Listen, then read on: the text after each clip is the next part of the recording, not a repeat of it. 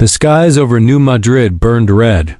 Screams echoed across the shattered city streets as buildings crumbled under the weight of alien weapons.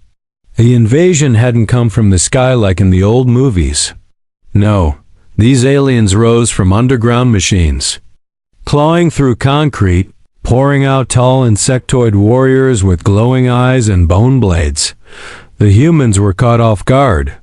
Again, in the middle of all this chaos, Ethan Cross, a field mechanic turned reluctant soldier, sprinted through the ruins.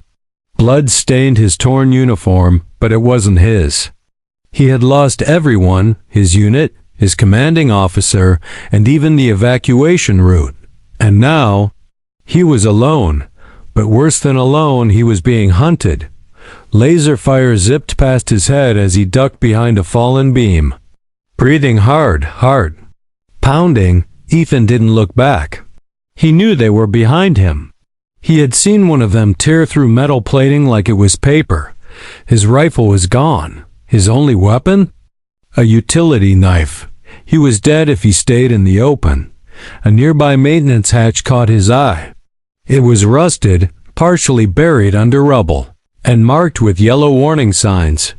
Caution, sewer access. Do not enter perfect dot with no time. To think, Ethan pried it open and slipped inside, ignoring the foul stench that hit him like a punch. He climbed down into the dark. The hatch slammed shut above him, silencing the chaos above. Only the sound of dripping water and his own breathing remained. The sewers were colder than he expected. The narrow tunnels were covered in moss and grime. Water pooled at his boots, and the air was thick with mold. He couldn't see far ahead, just a few feet with his dim shoulder light, but at least he was safe. For now, he moved carefully through the tunnels, trying to get his bearings. The city's layout above ground didn't help him here. Down here, it was a maze of pipes, dead ends, and shadowed corners. But better lost down here than dead up there. He kept walking. For hours, maybe. Then something changed. At first, it was just a sound. Soft, almost like humming. A strange melody echoing off the stone walls. He froze. It wasn't mechanical. It wasn't human either. He slowly crept forward, knife in hand, his heart pounding again, not with fear this time, but curiosity. The tunnel opened into a wider chamber. The humming grew louder. And then he saw light, soft and purple, glowing from bioluminescent vines crawling over the walls. It didn't look natural. It looked alien. And in the middle of the chamber, surrounded by strange glowing crystals, stood three figures. Female, tall, alien. They were unlike anything Ethan had seen before. Each one had smooth, luminous skin that shimmered like moonlight. Their hair floated gently around them as if moved by some silent breeze. Their large eyes glowed softly, and their expressions were calm, almost sad. They weren't wearing armor. Instead, they were clothed in long, elegant wraps made from some translucent fabric that sparkled like stardust. He stepped back, but too late. One of them turned. She stared directly at him. The humming stopped. The other two turned as well. For a long moment, no one moved. Ethan tightened his grip on the knife. "I'm not here to hurt you," he said quietly, unsure if they could even understand him. One of them stepped forward. Her voice was soft and echoed slightly in the chamber. "You are not like the others," Ethan blinked. She spoke English. Broken, but clear enough. He lowered the knife slightly. "I was just trying to get away. I didn't know anyone lived down here." She tilted her head. "Most do not. That is why we are safe." He looked around. The crystals, the vines, the strange stillness of the air. This wasn't a hiding place. It was a home, and suddenly he wasn't sure if he had entered their world, or if he had escaped into something much deeper. The girl stepped closer. "You are injured," she said, pointing to his shoulder. Only then did he realize blood was trickling down from a small wound, likely from falling debris. He nodded slowly. "It's nothing," she reached out. He flinched, but she didn't hurt him. She touched his arm gently and closed her eyes. The wound began to glow softly, heat spreading across the skin. When she removed her hand, the bleeding had stopped. He stared at it. What are you?" She turned to the others and they shared a silent look. Then she looked back at Ethan. "We are the last," she said quietly. "And now, so are you." Ethan sat against the cold stone wall, trying to make sense of what had just happened. The glowing crystals lit the room with soft purple light. Strange roots pulsed faintly along the walls, like they were alive. In the center of the chamber, the three alien girls stood together. Watching him closely, he still couldn't believe they were real. Where did you come from?" he asked, his voice low. The tallest girl, the one who healed him, stepped forward again. "We came from the stars," she said, "but we have not seen the sky in a long time." Ethan noticed something in her voice, sadness. Deep, heavy sadness. "My name's Ethan," he said finally. "Ethan Cross. I was a soldier. Well, kind of." The second girl, a little shorter but with brighter eyes, tilted her head. "You are not like the others we saw." "What others?" Ethan asked, tensing up. "The ones above. Angry. Loud. Fire weapons. They killed everything." Ethan looked down. He knew exactly who she meant. The alien invaders, he sighed. "I lost my unit. They're all dead. I was just trying to survive. I didn't mean to come here." The third girl, quiet, until now, finally spoke. Her voice was soft, almost a whisper. "This place is secret. We do not allow others." "Then why didn't you attack me?" Ethan asked. There was a pause. The tallest girl answered, "Because you were running, just like us." Ethan followed the girls deeper into the tunnels. He wasn't sure if he was a guest or a prisoner, but they weren't threatening him. That was a good sign. They led him through winding passageways lined with the same glowing plants. The walls here weren't man-made. They were ancient, carved from stone in patterns that looked alien. He realized this wasn't part of the human sewer system at all. This was something older, something hidden. The path opened into a massive, underground chamber with smooth stone floors and tall, curved pillars. Dozens of glowing orbs floated above, filling the space with soft light. It looked like a cathedral buried deep below the earth. The girls walked gracefully, their feet barely making a sound. Ethan couldn't stop staring. "This place. It's beautiful." The tallest girl looked over her shoulder. "It is what remains of our world." They sat together on a raised platform. Ethan stayed standing. He still didn't even know their names. "I don't want to be rude, but who are you? What's your name?" She pointed to herself. "I am Jaya." Then the brighter-eyed girl smiled. "I am Melia." Finally, the quiet one looked up. "I am sorry. Jaya, Melia, sorry." Ethan repeated their names slowly, trying to remember. "Thank you for not killing me," Melia chuckled. "You are welcome, Ethan, not soldier." He laughed a little. "I'll take that." Jaya looked at him seriously. "Why did you run into the underground?" Ethan sighed. "Because the sky was falling apart. I thought the war was over, but something else came. They weren't like you. They were monsters." Jaya nodded. "They are not our kind. We call them the Kraniks. They destroy. They consume. We escaped from them long ago." "You mean you've been hiding down here ever since?" "Years," Jaya said. "Waiting, watching, hoping the surface would become safe." Melia added, "We came to Earth long before the invasion. It was a quiet world then, simple, but the Kraniks found it." Sari's eyes lowered. "We lost everything again." Ethan swallowed. "So you're refugees?" "Yes," Jaya said. But even down here they may still find us. Ethan looked around. Then why let me in? I could be a risk. Jaya gave him a strange smile. Maybe, or maybe. We are tired of being alone. They gave Ethan food, some kind of glowing fruit from their underground garden. It tasted strange but sweet, and he was too hungry to complain. Later, he sat with Melia near a pool of clear water. She dipped her feet in and smiled. "Do all human soldiers look like you?" she asked suddenly. Ethan raised an eyebrow. "Is that a compliment or an insult?" "I don't know yet," she said, giggling. He smiled. "No, most of them are stronger, smarter.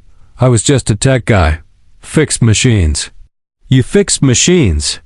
But you survived. That means something." "Maybe," he said. "But I don't know what to do now." Melia grew quiet.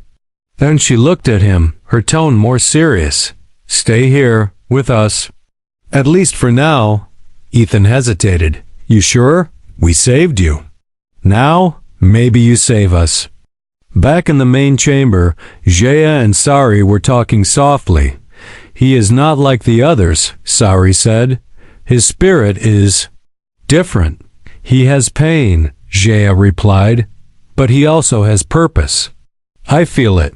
He will ask questions." "Yes. And we will answer," slowly. "What if he leaves?" Jaya looked toward the tunnel where Ethan sat. "Then we let him." But her voice trembled when she said it. That night, Ethan lay near the glowing walls, wrapped in a strange soft blanket they gave him. He stared up at the floating orbs. He had no idea what tomorrow would bring. But for the first time in days, he didn't feel completely alone. Ethan was starting to feel like the sewers were. Another world entirely. It had only been one day since he met the three alien girls, Jaya, Melia and Sari, but already, the war above felt like a distant memory. Down here, everything was quiet.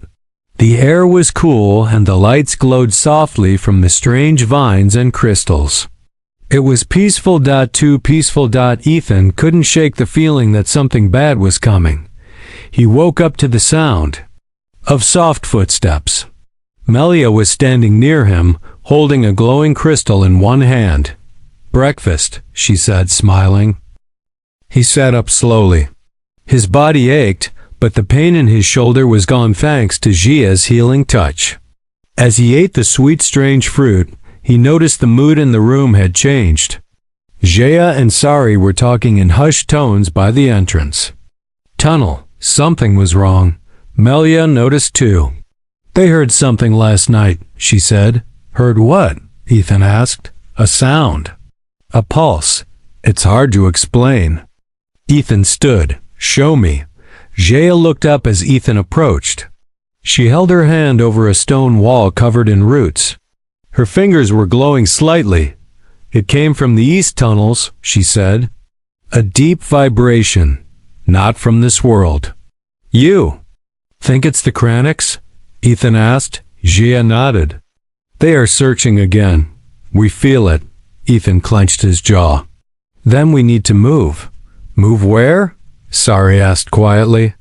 "We have nowhere else." Ethan looked around. "Then we fight." Later that day, Ethan followed Jaya through the tunnels to where they had felt the vibration. The path was dark and wet. The walls were tighter here, claustrophobic. But Jaya moved confidently. "You really lived down here for years?" Ethan asked. "Yes," Jaya said. "We were not always alone. There were others once. What happened to them?" She didn't answer right away. "The Kraniks found them." Ethan swallowed. "I'm sorry." Jaya looked at him. "We survived." But surviving is not the same as living. They reached the edge of a collapsed tunnel. Part of the ceiling had caved in, and rocks blocked most of the path. But something was strange. Some of the rocks were melted. Ethan knelt beside the rubble. This wasn't a cave-in. This was heat damage. Jaya nodded. "Kranik scout, a small one. Testing." Ethan looked around nervously. If they're testing, that means they're close. He stood. We need to prepare. They're going to come. Back in the main chamber, Ethan started making plans. I need tools, he said. Anything I can use: metal, wires, even broken tech. Sari brought him a pile of old human equipment, most of it scavenged years ago. Radios, flashlights, scrap parts. Ethan smiled. This will work. He began building traps, simple ones. Motion-triggered alarms, light flashes, heat sensors. The girls watched silently, amazed by how quickly he worked. You make weapons without fighting, Malia said. Ethan looked up. I learned from machines. You don't need a gun to win a war. Sometimes you just need time. That night, the sound came again. A deep rumbling thump from the tunnel walls. Then another. Jaya stood up quickly. They're here. Ethan rushed to the entrance. A red light blinked on his sensor. Motion detected. They stood in silence, listening. Water dripped slowly from the ceiling. The glow of the crystals dimmed as if sensing danger. Then, footsteps, not human. Sharp, metallic, wet. Ethan readied the shock beacon he'd built, a burst of sound and heat designed to blind and confuse. A dark figure appeared in the tunnel. Tall. Insect like. Its eyes glowed green. The Kranix scout stepped forward. Ethan threw the beacon. It exploded in a flash of light and screeching sound. The creature roared, swinging its sharp limbs wildly. It struck the tunnel wall, smashing stones. Jaya raised her hand and focused her energy. Blue fire sparked from her palm. The blast hit the creature in the chest, sending it crashing back into the tunnel wall. Smoke filled the passage. Silence. Ethan coughed. Is it dead? Jaya nodded. For now. Sari looked shaken. That was only one. They'll send more, Ethan said. We have to get ready. Melia stepped beside him. You're not afraid. He looked at her. I'm terrified. But I'm not leaving you. Her expression softened. Then we fight together. Ethan didn't sleep that night. He added more traps, strengthened the barriers, made sure the girls had escape paths.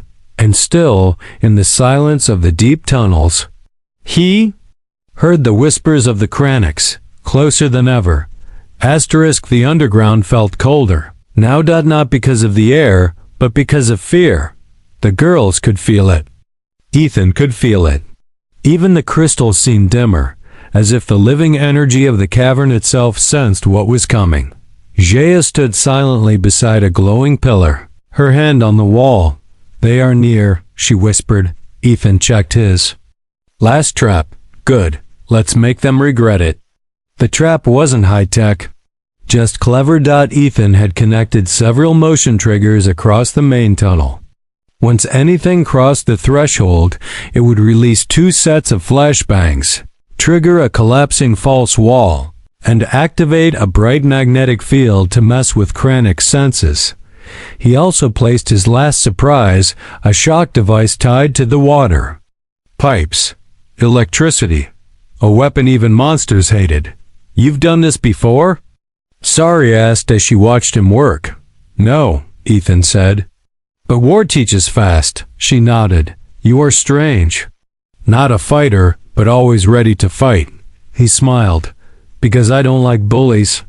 The attack came at night. No warning. This time. The first thing Ethan noticed was silence. Too much silence. No dripping water. No flickering vines. Even the soft hum of the crystal lights paused. Then came the sound scratching. Metal against stone, followed by a hiss. Then many. Jaya stood beside Ethan now. It is not one this time. I know, he said, gripping his makeshift detonator. The Kranix entered the trap zone. Tall, insectoid. Their eyes glowed green, like ghosts in the dark. Ethan waited until the third one stepped inside. Then dash click. Boom. The Trap went off perfectly. Blinding light. Roaring sound. The Kranix screamed in confusion. Then came the collapsing wall. One of the creatures was crushed beneath stone and sparks. The rest tried to flee, but the magnetic field pulsed. They twitched.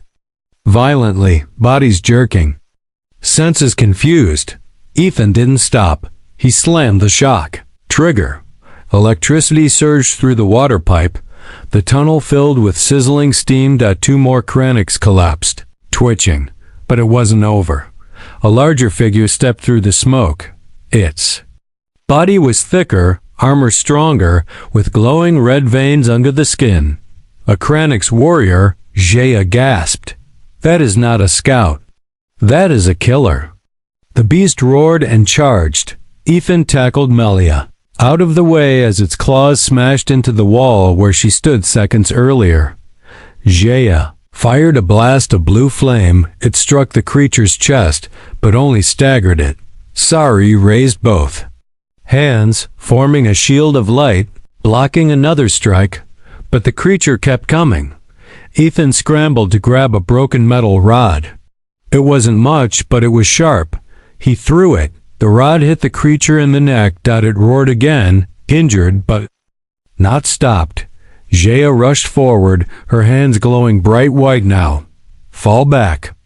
Ethan shouted, but she didn't listen. She jumped, striking the creature's chest with a glowing pulse. There was a flash, a loud boom, and silence. When the smoke cleared, the Kranix warrior was lying still, its chest burned open. Jaya knelt nearby.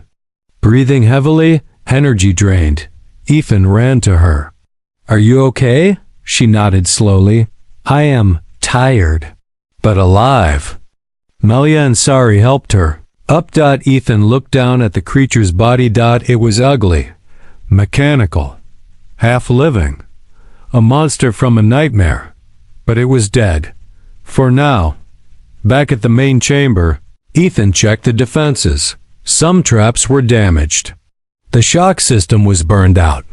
He would need time to fix everything, but time wasn't on their side.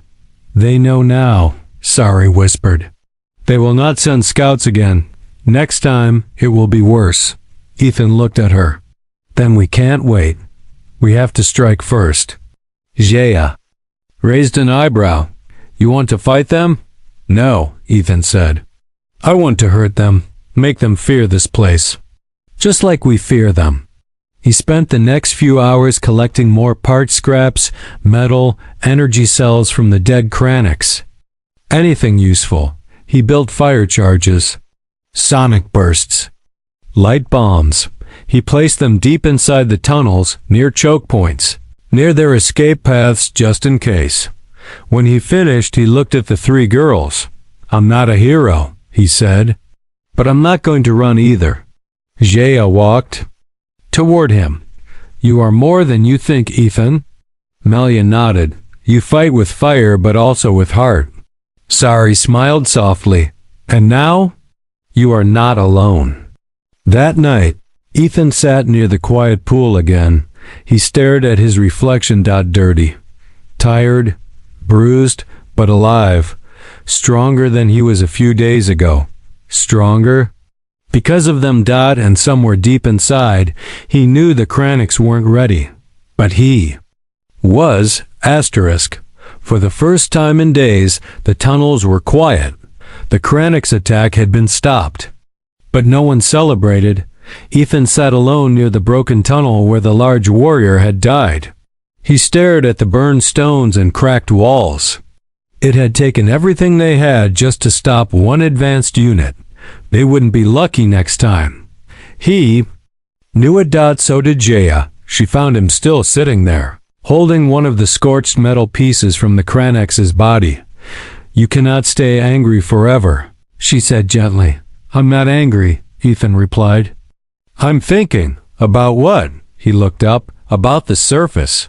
What's left of it? Jaya sat beside him. We haven't gone up in a long time. It is too dangerous. I need to see it, Ethan said. I need to know if anyone's left. Supplies, radios, something. Jaya was quiet for a moment, then finally said, "We know a path, an old one. It might still reach the city." Ethan stood. "Then tomorrow we go." The next day, Ethan packed a small bag, tools, water, a few traps just in case. The three girls stood beside the tunnel arch, watching him. "You sure about this?" Melia asked. Ethan nodded. "We need information and food. I can't protect you in the dark forever." "We'll go with you," Sari said quietly. Ethan paused. "It's dangerous. I don't want you getting hurt." But Jaya stepped forward. "You are one, we are four, and we are stronger together." Ethan smiled slightly. "Then let's go." The path was long and narrow, crawling up through tight stone crevices and damp ladders. It took hours. They passed collapsed pipes and rusted doors. The air grew warmer, brighter. Finally, they reached the surface exit, a metal grate under an old building. Ethan slowly pushed it open. The smell of smoke hit him first, then the silence. The city above was no longer a city. New Madrid was a skeleton. The buildings were broken, twisted, roads torn. No people, no animals. Just black dust blowing in the wind. The sky was a strange red, as if the clouds had forgotten how to be white. "What happened here?" Melia whispered. Ethan stepped out. Slowly. "This was a business block. I used to come here for tools." He walked past the ruins, kicking aside a burned sign. Jaya followed him. "Do you still believe others are alive?" Ethan nodded. "They have to be." They reached an old tech shop. Half the roof was missing, but some of the storage drawers were untouched. Ethan rushed to one. "Yes, here we go." He pulled out wires, batteries, and an old radio transmitter. "Can this work?" Sari asked. "I'll fix it," Ethan said. "We can send a signal. Maybe someone out there will hear us." But then, a distant buzz. Ethan froze. He raised his hand. "Get down." The girls dropped behind rubble. Above them, two Krennic scouts flew across the sky. Small, fast, with metal wings. They didn't stop, just a scan. Then gone. Jaya whispered, "They are mapping. They will come back." "We need to go now," Ethan said. "Fast." They rushed back through the ruined street, carrying the supplies. But something caught Sari's eye. She stopped. Ethan turned. "Sari," she pointed. "There, that building." An old shelter sign. Underground safe zone. Ethan kicked the door open and ran down. Inside, it was dusty but whole. Food crates, bottled water, even emergency med kits. Ethan laughed. "Yes, this could keep us going for weeks." Jaya smiled. "This place, it's a gift." But Ethan wasn't smiling for long, because beside the crates was a human skeleton, clutching a photo of a family. That night, back in the tunnels, Ethan sat quietly. The radio was on. Static crackled through the old speaker. He adjusted the dial, scanning every frequency. Nothing. Still nothing. He sighed and leaned back. Jaya sat beside him. "Did you love someone up there?" Ethan blinked. "What? You carry pain." "Deep pain, not just from war." He looked down. "Yeah, I had a sister. She was a medic. We got separated during the first wave. I still don't know if she's alive." Jaya placed a hand gently on his arm. "Then we find out together." Later, Ethan stood before the girls. "I brought supplies, tools, a working radio. I'll fix it by tomorrow." "What if no one answers?" Melia asked. "Then we stay strong," Ethan said. "We keep building, we fight if we must, but we never give up." Sari nodded. "You sound like a leader." "I'm not," Ethan said. "But maybe it's time someone became one." The next day, the radio came to life. A voice, broken, but real. "Anyone receiving? This is Haven Station, survivors north of Riverline. Repeat, Haven Station. Ethan's eyes widened. The girls gathered around. There are more of us, he whispered. There's still hope. Asterisk, the radio kept crackling with static, but the voice, it was real. Haven Station, northeast of Riverline. Survivors? Supplies safe. Ethan stared at the radio, hands shaking.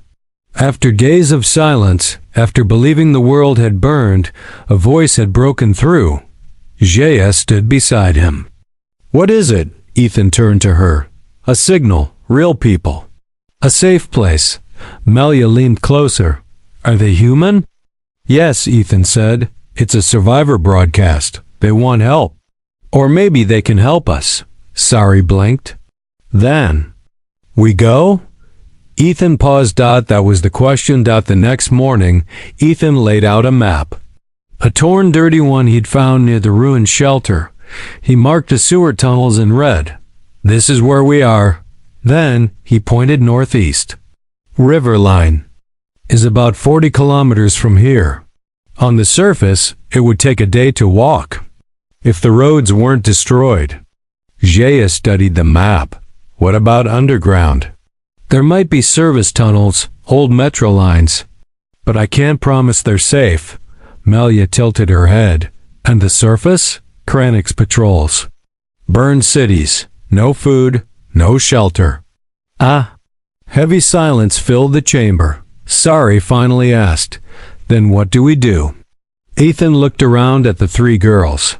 You've survived down here for years. I know it's your home. But Haven Station, it's a chance. Maybe the last one. Jaya crossed her arms.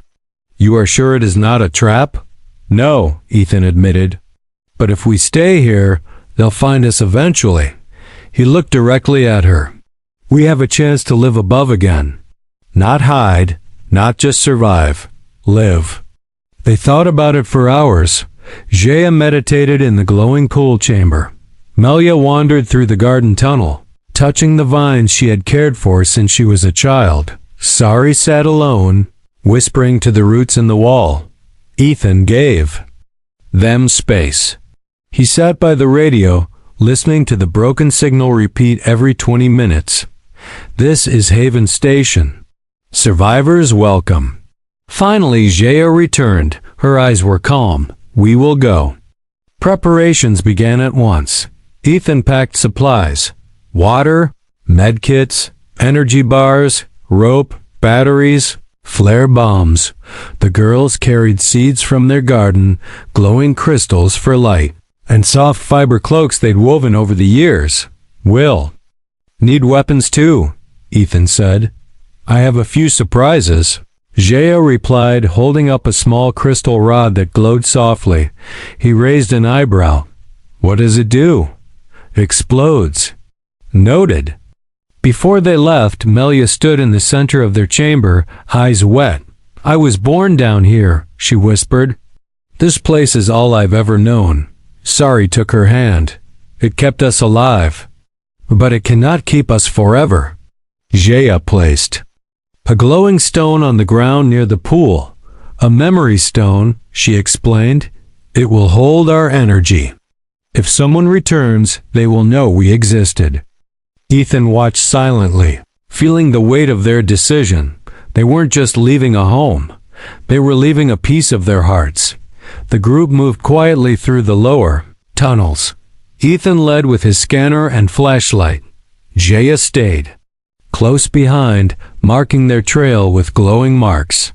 Sari kept her senses open, alert to every vibration, every sound. Melia carried the map and adjusted their route when blockages appeared. They were a team now, not just survivors.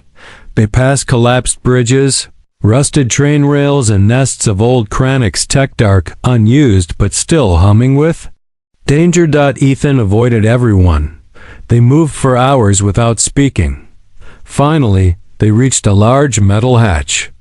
Old metro gate. Ethan knelt beside it and began working with his tools. I can open it, he said, but it'll make noise. Do it fast, Jaya said. Something is watching. He didn't ask how she knew. He just worked faster. Door creaked open. A tunnel. Beyond stretched far into darkness, but the air smelled cleaner, fresher. There was hope in it. They stepped inside. One by one, then came the sound. Scree. A high-pitched shriek echoed from the path behind them. Melia froze. They followed. Run! Ethan shouted. They ran through the metro tunnel. Lights flashed behind them, green and red glows bouncing off the walls. Jaya turned and fired.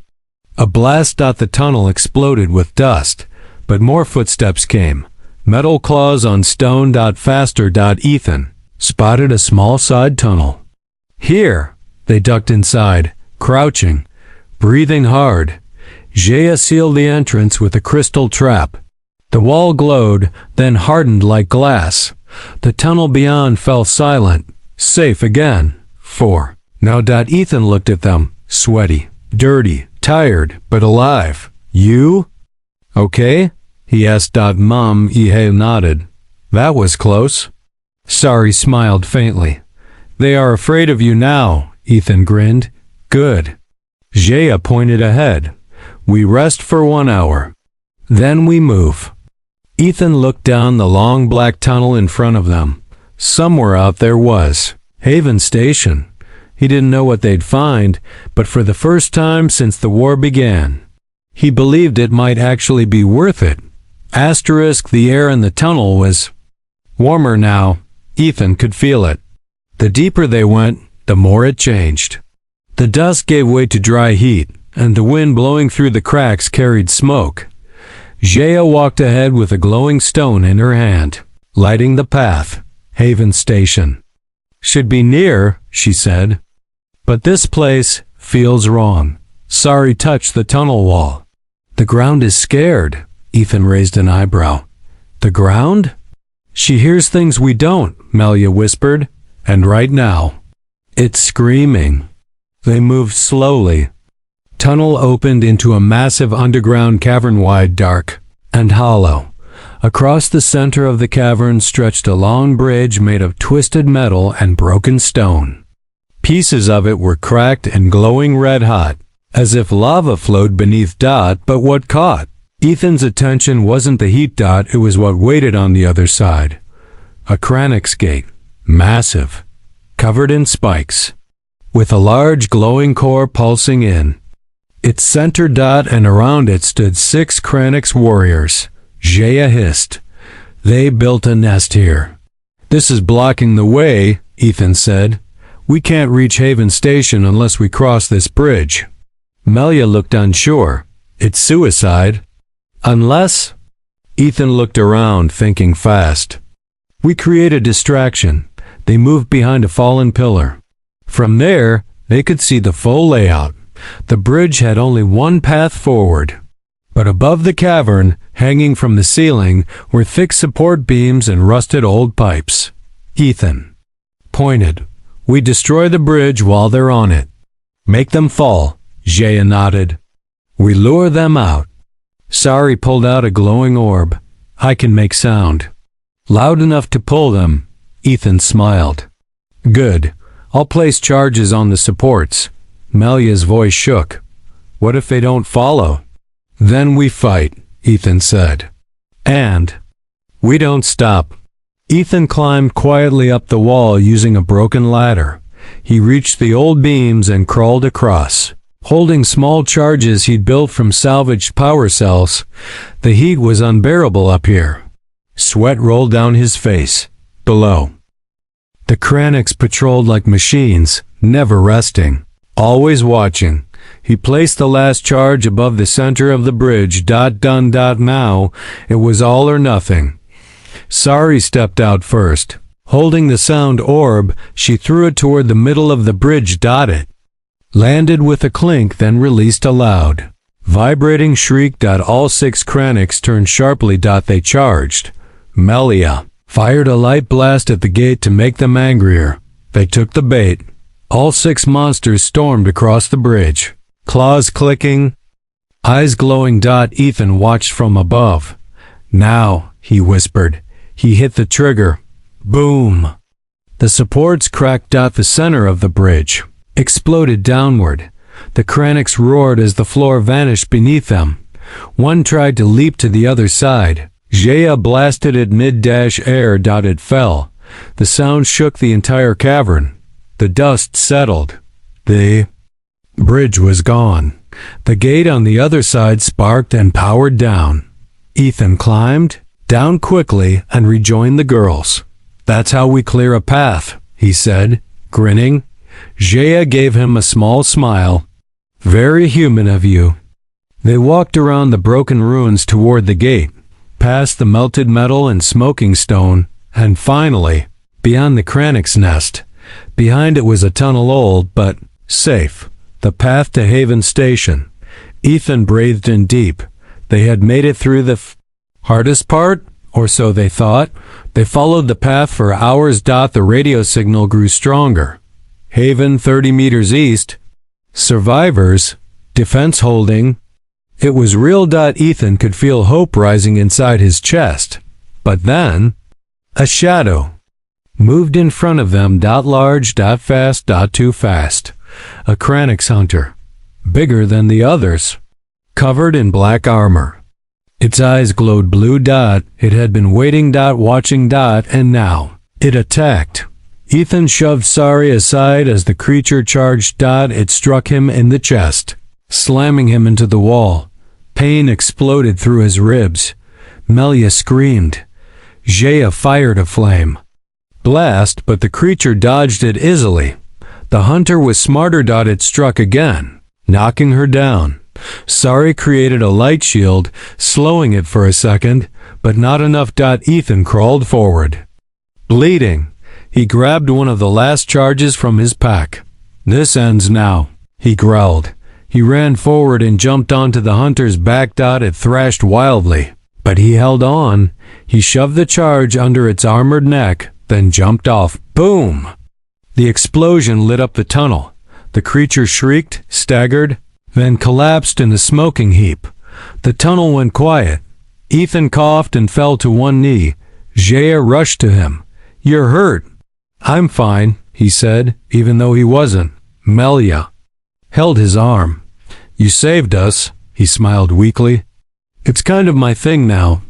Sari helped him stand. Jaya looked ahead. "We're almost there. Just one more turn," Ethan nodded. "Then let's finish this." Together, they walked toward the final light in the tunnel. The tunnel walls changed. They were no longer made of cracked stone and rusted pipes. Now they were smoother, reinforced, brighter. Clean white lights blinked along the ceiling and the air smelled fresh. It didn't feel like the tunnels anymore. It felt like hope. Jaya touched the wall. "This is human work." Ethan nodded. "We're close. This has to be the edge of Haven Station." Sari stepped forward, eyes wide. "So clean." Melia looked around nervously. "Why is it so quiet?" Ethan raised his radio. "Let's ask." He pressed the call button. "This is Ethan Cross. If anyone hears this, I'm at the outer entrance of Haven Station. I'm with friendly alien survivors. We need help." He released the button. They waited. Nothing. Then, "Ethan Cross. Identify access code." The voice was sharp. "Military." Ethan flinched. "Access code? I don't have one." "Static." Then. "Silence." Then. "Stand by." Minutes passed. Footsteps echoed ahead, dozens of them. Red laser dots appeared on Ethan's chest. He raised both hands. "Easy, we're not enemies." Jaya and the girls froze behind him, unsure. A group of human soldiers appeared, armored and tense. The lead soldier stepped forward. "Ethan Cross?" "Yes." The man looked him over. "You were marked as missing in action 2 weeks ago." "I'm alive," Ethan said. "And I brought survivors with me." The soldier's eyes shifted to the girls. "Aliens. They're not like the Kranix. They saved me, helped me fight. We wouldn't be here without them." Another pause. And then the soldier nodded. "You?" can come in, but they stay under guard. Jaya stepped forward. We are not prisoners. No, the soldier replied. But we don't know you yet. Ethan looked at Jaya. It's okay. Let's show them who you really are. They entered through massive steel doors into the heart of Haven Station. It was a large underground facility, lit by clean LED lights, powered by solar banks, and filled with people, children, elderly, soldiers, engineers, hundreds of survivors. It was alive. It was civilization. Sari clutched Malia's hand. I didn't know humans still had homes like this. Ethan smiled. Neither did I. They were taken to a decontamination zone. The girls were scanned, tested, and asked questions by scientists in white coats. Ethan watched nervously from behind a glass wall. She okay? He asked one of the doctors. The man nodded. So far. Yes, they're remarkable. Strong immune systems. Bioenergy healing. Whatever their kind is. They're not a threat. Good, Ethan said. They saved my life more than once. The doctor nodded again, more respectfully this time. Later, the girls were finally allowed to walk freely, but with escort guards. They were given clean clothes, warm meals, and small rooms. It wasn't perfect, but it was safe. Jaya stood beside Ethan that night in the viewing dome, looking at the stars through the glass ceiling. The sky, she whispered. I almost forgot what it looked like. Ethan chuckled. Me too. She looked at him. Do you think they will accept us? They will, Ethan said. Even if I have to convince every person here one by one. Jaya smiled. Then, maybe, this is our home now. The next day, Ethan met with the station's commander, a tough older woman named Colonel Riva. She listened carefully as Ethan explained the journey, the battles, the traps, the bridge, and the Kranix hunter. You're lucky to be alive, she said. No, ma'am, Ethan replied. I had help, she looked at him. So you trust these aliens? With my life, Colonel Riva leaned back. Then I need to ask you something serious. What is it? She lowered her voice. We believe the Kranix are moving south. We need to know where their tunnel nests are. Ethan nodded. We passed one. I remember the location. Jaya stepped in. And I can help you find the rest. I know how they think. The colonel studied her. Then, surprisingly, offered her hand. Then welcome to Haven Station. Jaya slowly shook it. That evening, a crowd of survivors gathered in the central plaza. Ethan stood beside the girls on a raised platform as Colonel Riva spoke to the people. These four crossed the Kranix deadlands to reach us. They fought. They survived, and they brought us knowledge. Whispers filled the room. Alien girls? Allies, is it true? Colonel Riva stepped aside. Ethan took the mic. My name is Ethan Cross, he said loudly. I survived because of them. We are still here. Because of them. He turned to the girls. They're not just refugees. They're family now. The room went quiet. Then, someone clapped. Then more. Then everyone. The sound echoed through the dome. That night, in their new shared room, Sari curled up beside the window. This is peace, she whispered. Laya nodded. We can sleep without fear now. Jaya looked at Ethan. You gave us this. He shook his head. Now, you earned it. You just needed someone to walk with. She touched his hand gently. And now we do. The sun rose slowly over the mountains. From the glass ceiling of Haven Station, its golden light spilled into the underground dome, warming faces and brightening eyes. For the first time in weeks, Ethan felt the sun again, not just its light, but its hope. He stood on the station's upper deck, watching people below work together, planting food, fixing machines, training. The world was still broken, but humans weren't giving up. Jaya joined him, her silver cloak fluttering gently in the breeze. Do you think they trust us now? She asked. More every day, Ethan replied. You healed a child's broken arm yesterday. That kind of thing spreads fast. She smiled softly. Sari taught some girls how to grow glowvines in the garden. And Melia? He asked. Jaya chuckled. She's in the cafeteria arguing with 3 soldiers about human food. Ethan grinned. Figures. Down below, Colonel Riva prepared. The final briefing. The Kranix were growing stronger again. Their tunnels were spreading. If left unchecked, they would reach Haven in days, but now there was a plan.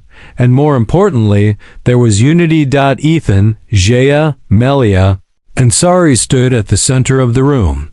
Around them were soldiers, medics, tech engineers, and hopeful eyes. Colonel Riva stepped forward. You've all heard what they did, what they risked. Today they're not just guests. They're part of our resistance. She looked at Ethan. And you, soldier, ready to lead again? Ethan swallowed, then nodded. Yes, ma'am. The mission was clear. Strike a Kranix tunnel before it reached the eastern defenses. Jaya would guide them through the new PSSAGE EWAYS.me Chalaya. And Sari would use their unique powers to shield and scout. Ethan would command the ground team. This time, it wasn't just survival. It was war. The team moved through the outer tunnels quickly, armed with traps, scanners, and light bombs. Sari crouched, her glowing fingers touching the dirt. They're near. I can feel them. Ethan nodded. Everyone in position. When they charge, we trap the first wave. A low hiss echoed through the darkness. Then scree-yee. The Kranix came 10 at once, clawed and glowing. Melia threw a flash. Burst. Jaya unleashed a wide energy wave that stunned the front line. Ethan fired 3 shots into a creature's chest, then ducked and rolled. Now, he shouted. The floor beneath the Kranix exploded, falling into the trap pit. They'd said earlier, dust flew, screams echoed. Victory. But it wasn't over yet. The Kranix commander appeared, twice as big, 4 arms, covered in dark metal plates. It roared and wounded and leapt forward. Jaya threw a blast. It bounced off. Melia tried a shock orb. It barely slowed it down. The beast raised its arms and struck. Ethan pushed Sari aside. Taking the blow, he crashed against the wall with a pull howl with a crack. Pain, sharp and deep. But he stood back up. Bleeding. Still fighting. He raised his last charge. Hey, ugly, try this. He threw it straight at the creature's mouth. Boom! The blast ripped through its face, sending it stumbling. Jaya followed with a piercing beam straight through the chest. The creature dropped, finally dead. Silence. Then cheers. From soldiers, from survivors, even from Melia, who rarely celebrated anything. Ethan collapsed to his knees, breathing hard. Jaya rushed to him, placing a glowing hand on his ribs. The pain faded. His eyes met hers. You're getting good at that, he whispered. You're getting worse at staying safe, she replied, smiling. They returned to Haven as heroes. This time, there were no more doubts. The aliens were no longer strangers.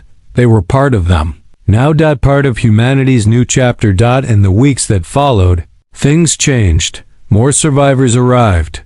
New tunnels were cleared, and slowly the world above began to rebuild. Jaya helped organize the healing wing. Melia taught energy gardening to humans. Sari joined the school, helping children understand alien languages and light weaving. And Ethan?